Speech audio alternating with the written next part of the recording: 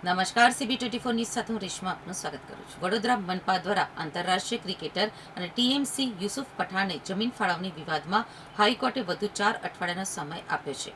જમીન ખાલસા કરવાના સિંગલ જજના ચુકાદા બાદ યુસુફે ડબલ જજની બેન્ચ સમક્ષ અપીલ કરી છે.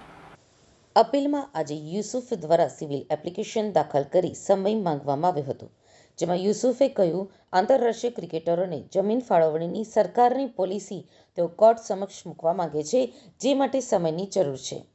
ત્યારબાદ કોર્ટે કહ્યું, અમે તમને સમય આપીએ છીએ, પરંતુ જેટલું તમે મોડું કરશો એટલો દંડ વધુ થશે, કારણ કે વર્ષ 2014થી જમીન ઉપર તમારો અનધિકૃત કબજો છે.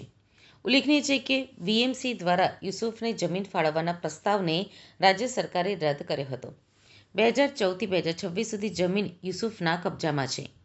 જમીન વિવાદના કેસની વાત કરીએ તો યુસુફ પઠાણ દ્વારા વડોદરામાં જમીન મેળવવા માટે અરજી કરતા વર્ષ 2012માં સ્ટેન્ડિંગ કમિટીએ રેઝોલ્યુશન પસાર કરીને માર્કેટ કિંમતે જમીન આપવા પ્રસ્તાવ કર્યો હતો. વડોદરા મહાનગરપાલિકાની સામાન્ય સભાએ તેને મંજૂરી આપી પછી તેની મંજૂરી માટે રાજ્ય સરકાર પાસે ગઈ હતી. રાજ્ય સરકારે વર્ષ 2024માં જમીન આપવાની અરજી નકારી કાઢી હતી. મૂળ આ કેસમાં યુસુફ પઠાણ દ્વારા ગુજરાત હાઈકોર્ટમાં વર્ષ 2024માં અરજી કરવામાં આવી હતી, જેમાં વડોદરા મ્યુનિસિપલ કોર્પોરેશનના 6 જૂન 2024ના નિર્ણયને પડકારવામાં આવ્યો હતો.